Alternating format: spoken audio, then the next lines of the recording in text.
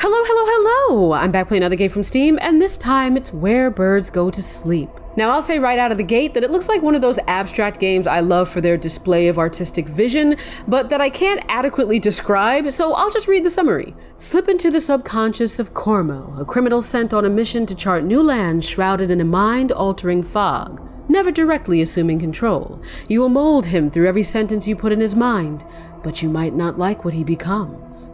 Sounds good to me. It also sounds slow to me, and like there will be a lot of reading, so let's get some seltzer and buckle up for what may be an incredibly captivating but dreadfully long demo. Make no mistake, you've made your decisions. Every word you say, every thought acknowledged will plant a seed. Each gesture and inflection, no matter how insignificant, is a step that threads a clearer path to a secret garden. There is a hidden cost, a chance for any inkling to root itself deeply. Leave a mark. There is a bed of flowers made ready for you. For the moment when you eventually crumble under pressures of life, and lie down in the position assumed over and over again. When you fall back on the nature you've cultivated, your second nature. I like that they reveal the title after I was done reading. Let's go. The moon's quite high today, isn't it? What day is it today, anyway? Oi, fella. We've been quiet for some time now, you know what I mean? What's your name? Find out what he's made of. Look at us, brother. Two prisoners in a boat. There's a start of a joke. We don't have to talk. Okay, so I'm using my Xbox controller, by the way, and there was a setting to either display the controls for Xbox or PlayStation, which is great. Let's tell him a joke. You know, I have a feeling, yeah? An intuition. Call it whatever you want. But we'd go well together, you and I. Make a good team. Uh-huh. Like you know, hummus and bread, we'd complement each other well. It's always two essential ingredients. Two vital things, yeah? Got two arms, two hands, two legs. But just one cock and one head. Now, two heads is better than one, but two cocks. Depends on who you ask. You can't disagree, can you? No. Hey, relax. That was out of order, I know. But should have seen your face, though. What was your name? Sorry. Dunlin. Dunlin, yeah? That's a good name. Lovely name, mate. I'll enjoy saying it. Well, the prison guards told me your name. I know who you are. Tit. You fucking what? Did? Like your mum's did? No. They must have got me mixed up with someone. Name's Cormo. C-O-R-O-M-R-M-O.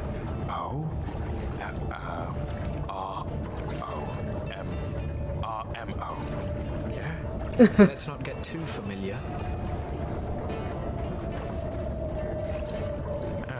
Yeah. You're right. But I reckon we should. Ooh. What a lovely setup. It did mention that it would have voice acting, and boy, am I a sucker for an accent.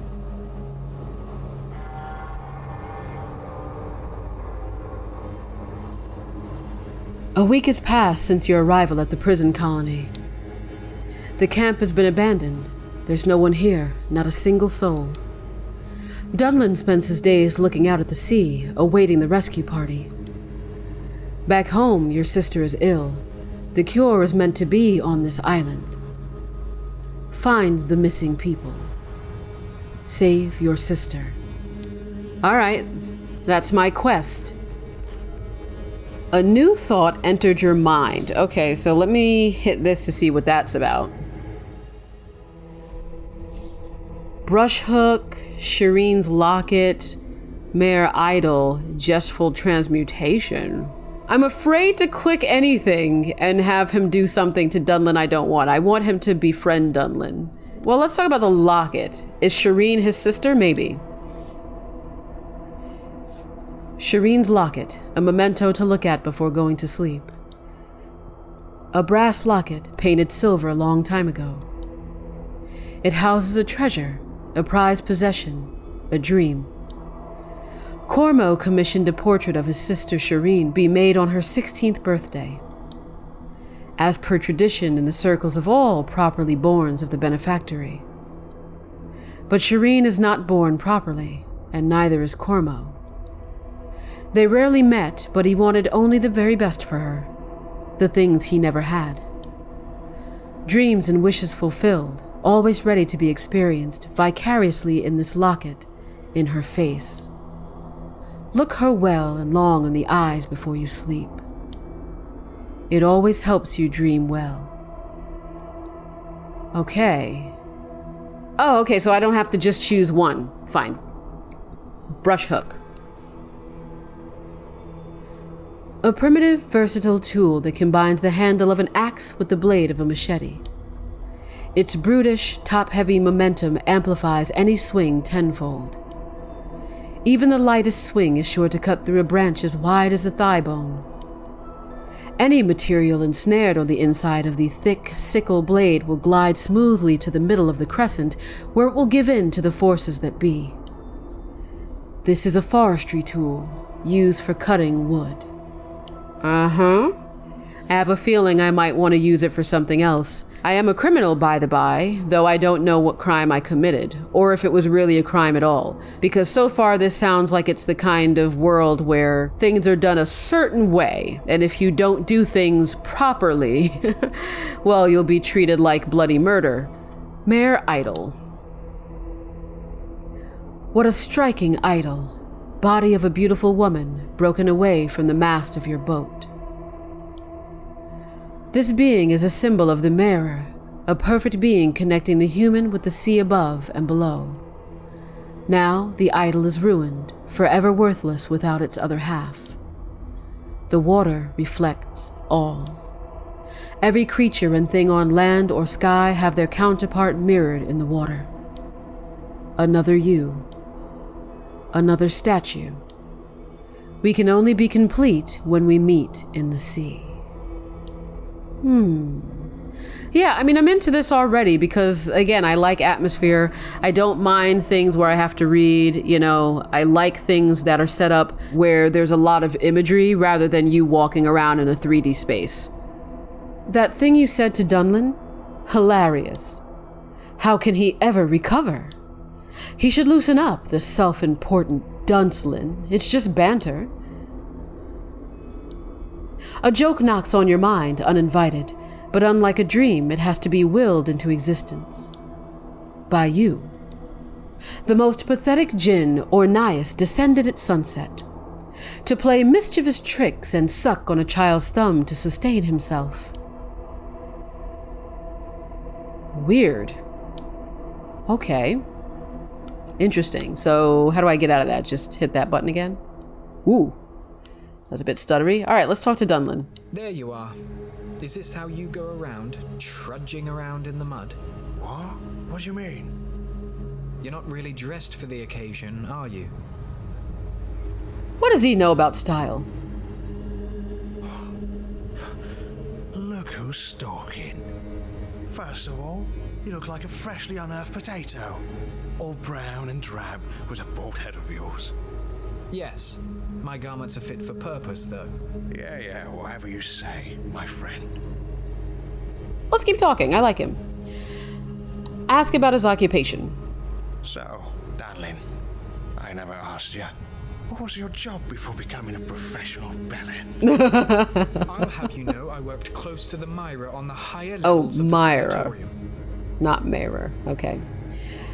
And that means? Can you elaborate on that? Maybe just a tiny bit, mate. I'm a bit stupid. We were resolving the mysteries of air and vibration, uncovering the complex formulae and principles that elude words. But hearing them brings our hearts closer to the sky. Or the sky closer to us? We haven't figured that one out yet. We made and played music, Cormo. Of course. Can't wait to hear some of your tunes. Thank you. Maybe later. I'm not having the best day. What's wrong, Dunlin? Danlin, friend. What? I'll be around. Oh, it's a beautiful day. What is it, Cormo? We talked not long ago. Well, I want to talk more. No work done in around here, Danlin, eh? Hello, Dan. What? No work done in around here. Oh, Danlin, God, eh? no. It's repeating. See you later. Danlin, man. Good to see ya. What is it, Cormo? I'll be around. All right. Okay. See you later. I think it's just going to keep repeating those. That's fine. All right, where shall we go? Should we approach the bonfire? Dunlin's a short walk away, or to the provisory camp? Well, let's go to the fire first. I mean, I don't know if we've eaten, I don't know if it's cold, but fire. This massive pyre is made of raw, barely processed tree logs stacked on top of each other. The dead branches and dried bark were left untouched.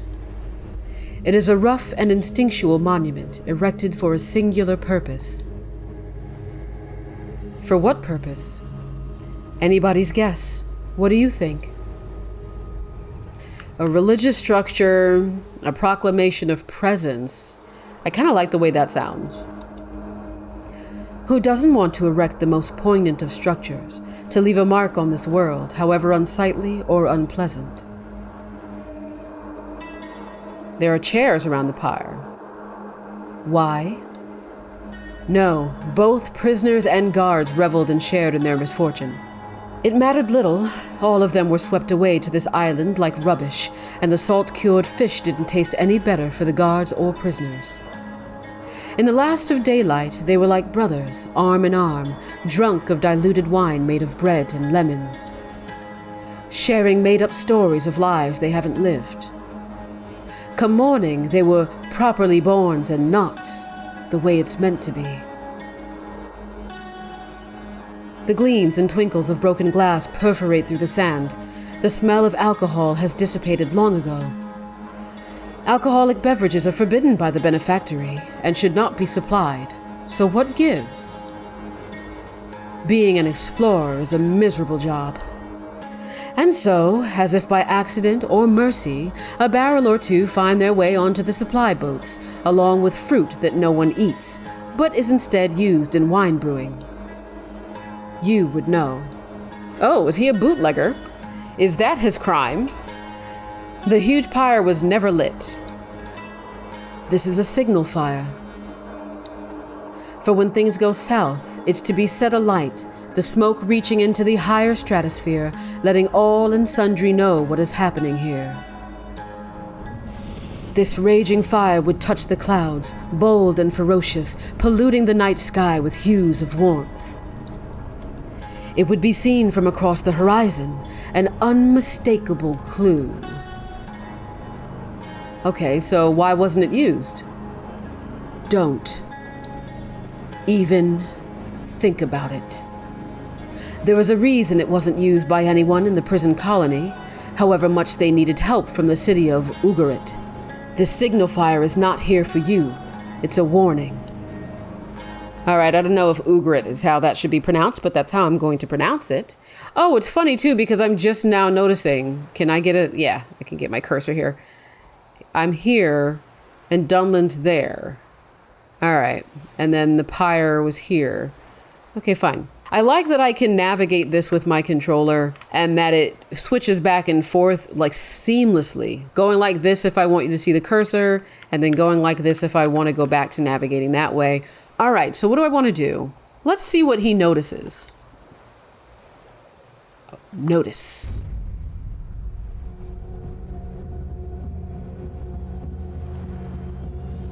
I'm aware. Whoa. Was that a huge footprint? Let's go talk to Dunlin. I may need to tell him things. Oh, it's a beautiful day. Oh no, I'm just gonna talk about this stuff again? What is it, Cormo? Take care, darling. All right. See you later. Okay, question. Can I pull up that idea thing at any time? Alright, I can, but there's nothing new there. Fine. I like this. This is interesting. Okay, so let's go to the camp then. Alright, I can look at the smaller tent or the colored pavilion, the beach to the right, or the landing site behind me. Well, I just came from there. Let's look at the beach first. To the right, a forest looms, a great wall of an impenetrable fortress, staving off the salty, soft breeze from the spreading sea, overlooked by a giant rock. Okay. Oh, there are shoes thrown about. Hundreds of shoes, along with some shirts and trousers, are left lying on the beach, moved in and out by the tide. An eerie sight. There's something else. Have you noticed? Notice now. Cormo's eye twitches. An odd tickle, a shiver crawls across the surface of his brain. You realize the shoes are all of vastly different sizes. Some of these shoes are very, very small. Well, how small? Dwarves? The little people, always prancing around, making funny sounds and raising spirits. You can remember only ever seeing two of these peculiar people. The benefactory is known to abort those born crippled, deformed, or otherwise broken. Like I said, this sounds like one of those places where everything needs to be proper. Is this where they end up? Possibly. Women's shoes? These tiny shoes would fit women's feet. Only, everybody knows no women were sent to this prison colony island. Why not? Exploring the unknown, uncharted lands is a dangerous and physically demanding work. The barely living conditions are dreadful, amenities non-existent. You are expected to die here.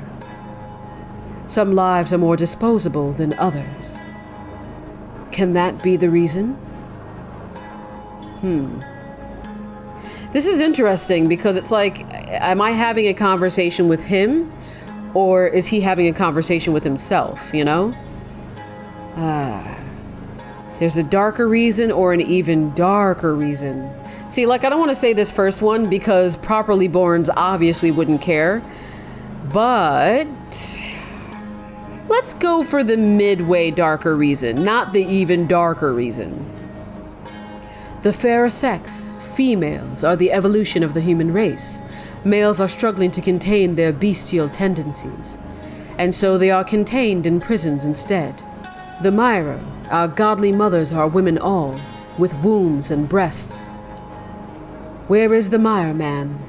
Struggling in the mud, on all fours, hostile to all and then some, hungry for blood of men and women. There aren't enough female convicts to complete this mission. Men, on the other hand. Now, if you read the summary on the game page, it does talk about the fact that it addresses lots of things, okay? Sex, gender, prejudice, like wealth, whatever, disease, religion, whatever.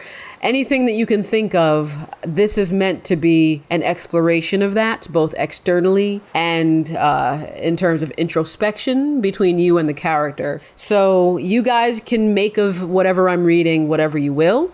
What's that sound? A wet crunch. Unbelievable. In the corner of his eye, Cormo sees a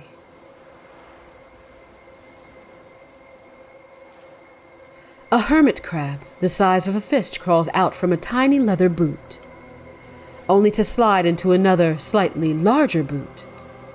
Moments later, the boot sprouts long spider legs and trots away towards the ocean. It begs the question, if you were to live in a shoe, where would you live?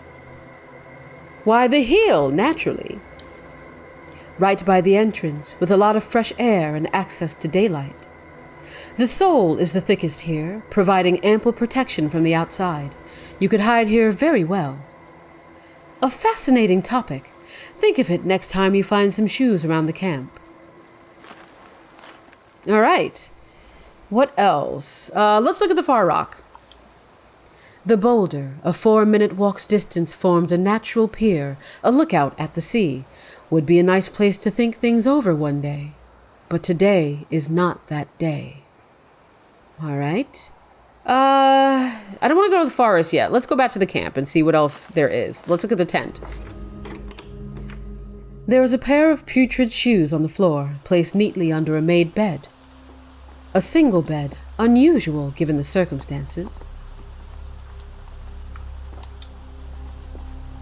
A pair of undersized shoes. The size makes them look uncomfortable.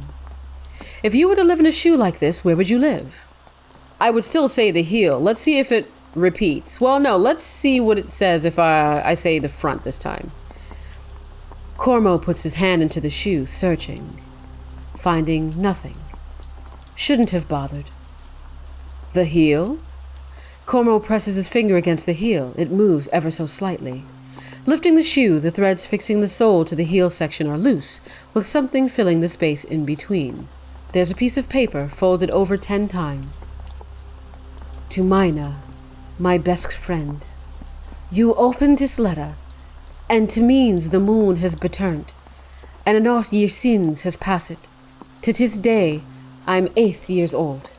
One more, and I'll be able to partake in life, as Meyer intended. 'Tis a better life we can lead, with some of a thing to aspire to, instead of causing men or fens, like verminions, rats, and the like. I am well, just tired and hunger. All right. I didn't know if that was supposed to be someone who's just, illiterate a little bit, or if that was meant to be an accent of some sort. Anyway, there's a little bump under the blanket. There's a doll hidden under the blanket, tucked underneath a shirt. What sort of a grown man sleeps with a doll? Put away. A new thought entered your mind. Okay, let's check it out. The doll. A bundle of rags invoking the form of a man, and a bit of nostalgia. The fabric is tough and crusty from salt, stained by earthen colors. The filling and the insides have moved to unnatural places, a sign of years of use and abuse. Its disfigured head is particularly concerning, showing a blank expression of resignation. Abandoned. Its soul left with its owner. All right. The letter. To Mina, my best friend. Nursery, 7th floor, eastern wing. Okay, so now that makes more sense. Because when I first started reading it, when it said my best friend, the way friend was misspelled, I said, okay, this is a child. But then I was thinking, why would a child be on the prison colony? Anyway, we already read that. Fine. Let's go. Do I want to sleep yet? Well, let's go back. We'll keep looking at things and then I'll come back to sleep. Go outside. Let's look at the pavilion. This great tent housed multiple convict explorers. There are multiple beds, trunks, chests, and chairs all around the pavilion, along with makeshift floorboards and carpets. It almost feels like a house, but the stench in here is unbearable. Oh, smells horrid in here. Oh, Looks like it. I can't.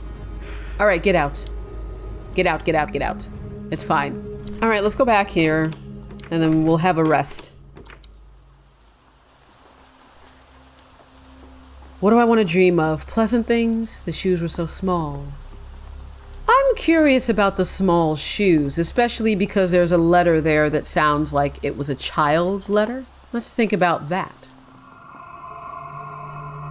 On the 5th moon, once the festival of Ilk, a joyous occasion is over, the night rolls in sluggishly. Anything that you guys know, like the pronunciation of, feel free to correct me in the comments just so that everybody knows what I'm fucking up. That quiet night, shadows grow many legs. Long and thin, they clitter down from the miner, through the winding streets and alleys, leaving no stone unturned, no house unchecked. Every mother knows to hold what is dear close to their hearts, lest an odd heartbeat be heard, or an odd sigh. A knock. A second. A third. The door opens, and then quiet. A gaunt face peeps in from above, its neck long, the body nowhere to be seen. It scries in silence. It is too much to bear, and many just give up. They take what is precious, and under the moonlit sky, offer their unaccounted children to the soaring, long and many-legged missionaries of the generous envoy, which gives all and sundry the chance to be inspected and accepted by Myra, our benefactors. Huh. So we now have the benefactory, the Myra, and the generous envoy. Creepy. Even those who might have missed or forgot, or were otherwise unable to present themselves at the Festival of Ilk, a joyous occasion. The generous envoy. Ooh, that gives me the creeps. Let's continue to dream. This time I want to dream of pleasant things. No. I want to get up. I want to go to work. Let me sleep. Take it easy. Take your time. I wish I could lie here forever.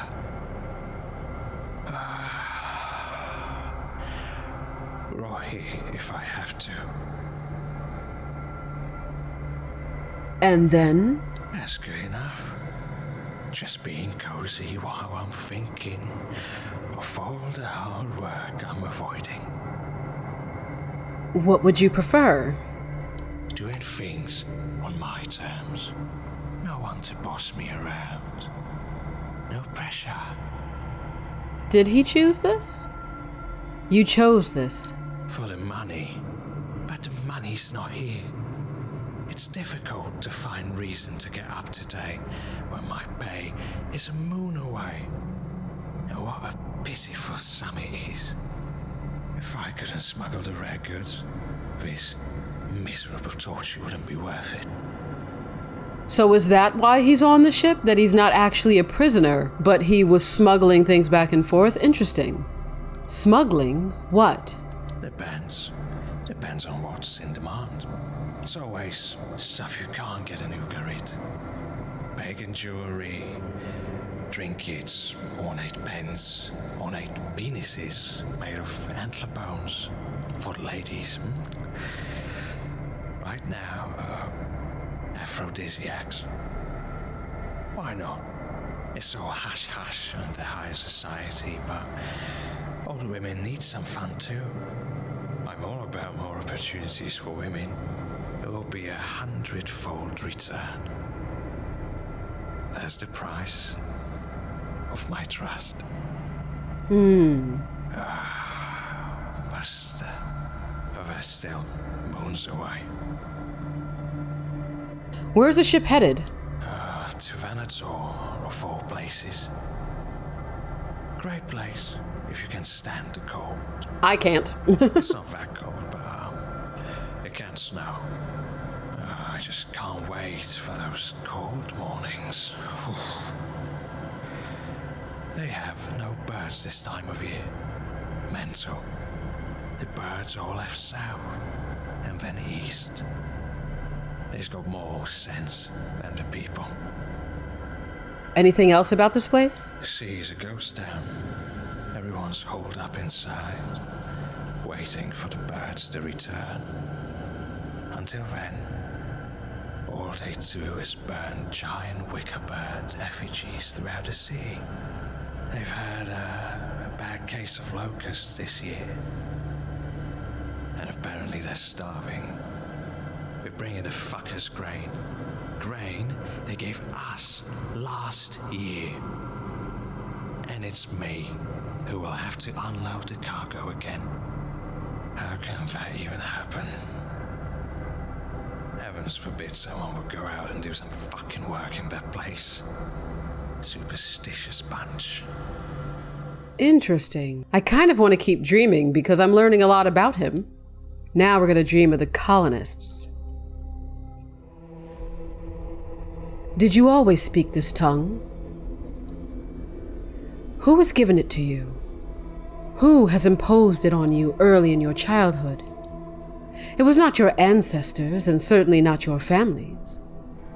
Who is it exactly that occupies your inland state and makes you say the words you can say? Controls how you say them. The only words you know how to say, and the ideas you come up with. Who benefits from this? I will not let the settlers in. I will expel the colonizers of my brain. Oh my God, guys, do you not understand that this game just solidified itself as being for me? If you don't know, I have some merch on Redbubble and a few other sites, and one of my best-selling items on Redbubble is my Decolonize Your Mind stickers, because decolonize your mind is my personal mantra. And apparently lots of people like my saying, so, they're buying my stickers galore. Not that I get that much money from it. I think I get like 5 cents or 10 cents or whatever it is, like for each one that's purchased. But the point is, I've never heard anyone else in my life refer to a brain as being colonized. So as soon as it said, I will not let the settlers in, yeah, this is for me. Sorry, guys. I'm sorry. I just had to gush. I love when things are super me, because so rarely do they be. All right, let's wake up. See above. What the fuck was that? Follow him, follow him. Darling, is that you? No, he went to the landing. Dunlin! There he is. He's quick. Darling. Not now. I'm in the middle of something. I don't think it was him. Let's wait it out. Tall fountains made of silver. In them, a white bird flock plays a song of songs. Tears, touch, and joy without end. Life without end. What comes from something else? Joy formed in her inward parts. The reward is I. In tears. Fearfully and wonderfully made. I'll give him a few more seconds. Trying to be funny, mate. How long do you plan to take? Because now is not the time. I'm in the middle of a prayer. Could whatever it is wait a minute? I mean, I want to, but I saw someone. Yeah, nah, listen. I don't want to be improper. Mine was all due respect. Darling, I don't fucking know what I saw, but you remember, your station was here. I told you not to go around the camp. You had to watch the shore. Cormo? Yes. What is it? It wasn't me. Now, I want to finish my prayer. Oh, this is interesting because I can't choose to let it go or threaten with violence. So I think this was a thing that it also said, depending on the choices you make, that affects which paths I think you can take going forward. So who was it? Oh, you mental midget. Who cares about your fucking prayer? Oh, I didn't say all that. I just saw you outside at 10. You telling me it wasn't you? Are you at it? I saw you. Or someone in the camp. I've been watching the shore, waiting for the other boat, as we agreed. All right, I'm gonna believe him because it didn't look like him. You know what? Never mind.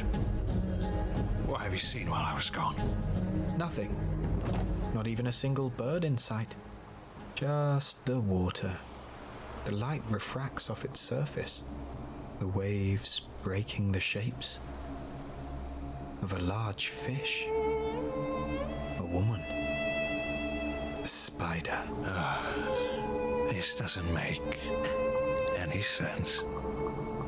Darling, do not go near that water. Right. I see. Thanks. For nothing. Oh, that's bizarre.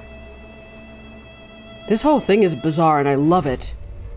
But yeah, the guy that we saw, like, he looked like there was something feathery coming off the top of him or like by his neck. But maybe I was just imagining that, or it could have just been the art style. What were you thinking? Are you that stupid? Did you really think he would believe a word you say? Of course he wouldn't. Why would he, after all you've said and done? You can't allow mistakes like this to happen. You can't allow yourself to be caught off guard. I wanted to help him. You thought you would warn him. There's something wrong with him. He might be compromised. Big mistake being sympathetic for those who have no sympathy for you. They will eat you alive. Don't get eaten. Weird. By the way, while I've been playing, I've been unlocking some Steam achievements, but I haven't been telling you what they say in case you guys play this demo for yourself. You know, I don't want to spoil any of the names of them. Let's see, a piece of jewelry on the bed. Let's look at that. Well, actually, first, let's see what I'm thinking of. Drudgery at dawn. This place may be terrible, but at least you don't have to get up with the sun and slave away for a pittance. Okay, this one was about, what was it? Vaved? The place with the birds? Okay. I want to learn more about them. Oh no, that's just the thing that I already read, which was honestly harrowing. Never let it be said that words alone can't scare you. Like, that whole thing about the generous envoy, that creeped me out more than like half of the indie horror games that I play. Okay, colonized brain, and then that's just gonna be this thing. Okay, so what I guess is that if it's an object or something that, you know, I didn't already like see, then I can click on it. But if it's something I already saw that was already text, it's probably just gonna show me that same text. So I won't waste my time. Why can't things be the way they should? On this earth, our feet are firmly planted, while our heads float in the sky gracefully. Which is the world we see, and the world we inhabit? To show ourselves in earnest, with childlike innocence, we could dream together, lying in the field, in the place where dreams are made, where things can change, and we can be whoever we want to be. Can you see what I see? I believe it can happen. I know you can be who you want to be, and that's naivety. Let's look at the jewelry. The one and only unique and extraordinary locket housing Cormo's prized possession. It must have slipped out of Cormo's pocket. Well, why are you not wearing it? Looking at it would always guarantee a good night's sleep. Why not take a look? I already had her locket. Whatever, let's get up, Cormo. Where else do we need to go? Did I look at everything at the bonfire? The bonfire party is long over. And so was the time of your mother tongue, Phoenician. The guards and prisoners all spoke one common language, just as Meyer intended. All right, is there anything different on the beach? Oh, that's right, there's the forest. Let's go there. Is there something I missed? I won't be back for a while. Oh, okay, so let's double check then. Thanks for letting me know. Oh, the stench in there is unbearable. Why is that blocked out, I wonder? Like, I wonder if there's something else I could have done that would have let me, like, put a rag or something over my face so I could go in there.